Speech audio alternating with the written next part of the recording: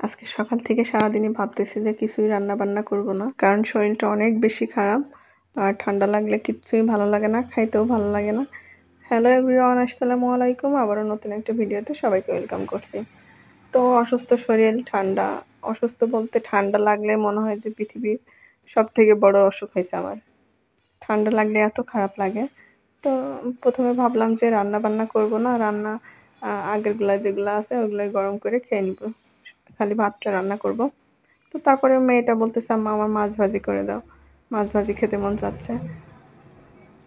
তো ভাবলাম তাহলে মাছ ভাজি করে দিই, আর আমাদের জন্য একটু করি, কারণ ঠান্ডা লাগছে, একটু বেশি করে মরিচ দিয়ে মাছ ভাজি খেতে হয়তো ভালো লাগবে।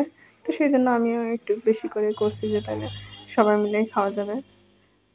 তো এখানে আমি মাছটা খুব ভালো মতো করে মাখাই নিয়ে এখন ভেজে নিব।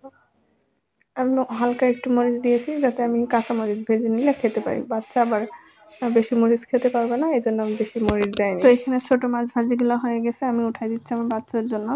সে আবার ছোটোগুলাই খেতে পারে, বড়টা খেতে পারে না, কাটা বেছে। ছোটোগুলাই তো অতটা কাটা থাকে না, তো ছোটোগুলাই ভালো খেতে পারে। তো আমি ছোটোগুলো বেছে বেছে তার জন্য উঠাই দিচ্ছি। আর আমি মাছ ভাজিটা একবারে মশমশে করে ফেলেছি, যেন আমার বাচ্চাটা খেতে পারে। বড়দের খাইতে সমস্যা না হলেও বাচ্চা তো দাঁতে আবার অনেক সময় কাঁটা বেঁধে যেতে পারে। যে ছোটগুলো আমি খুব ভালো করে মশমশা করে ভেজে দিয়েছি। এর সাথে কয়েকটা কাঁচামরিচও ভেজে নিব। কাঁচামরিচ ডলে ভাত খেতে ভালো লাগে। তো এমনি সময় তো ভালো লাগে, এখন জানি না ঠান্ডা লাগছে মুখে কেমন লাগবে খেতে। তো তারপর আমি ভেজে নিলাম বেশি করে, জানি ঝাল ঝাল মুখে লাগে। ঠান্ডার মুখে ঝাল খেতে খুব ভালো লাগে। তো সবার খাবার দিয়ে আমার খাবারটাও নিয়ে নিয়েছি। এদিকে আমি মরিচটা লবণ দিয়ে ভালো করে ডলে ডলে মেখে নিব ভালো করে। ভাতের সাথে এই মরিচ দিয়ে এরকম ভাত মেখে খেতে, মাছ ভাজি দিয়ে খেতে খুবই ভালো লাগে। তো আমি মাঝে মাঝে এরকম মাছ ভাজি দিয়ে ভাত খাই, আমাদের বাড়ির সবাই পছন্দ করে কম বেশি। আমার বাচ্চাটাও দেখতেছি ইদানিং মাছ ভাজিটা বেশি পছন্দ করতেছে। ছোটটাও খায়, কিন্তু তার তো দাঁত নাই, তাও খাওয়ার জন্য চেষ্টা করে আর কি। তো আমি এই যে ভাতটা মেখে এখন মুখে দিব।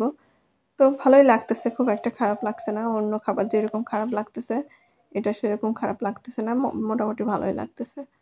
তো ভাবছিলাম যে আমি একেবারে খেতে পারবো না, কিন্তু ভালোই লাগতেছে মুখে। ওইদিকে আমি মাংস রান্না করছিলাম, সেটাও আছে।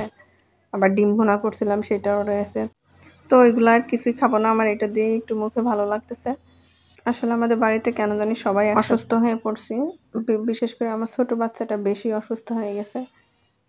তার প্রতিদিন 2-3 বেলা করে গ্যাস দেওয়া লাগতেছে। তার ঠান্ডা লাগলেই এরকম শুরু হয়ে যায়।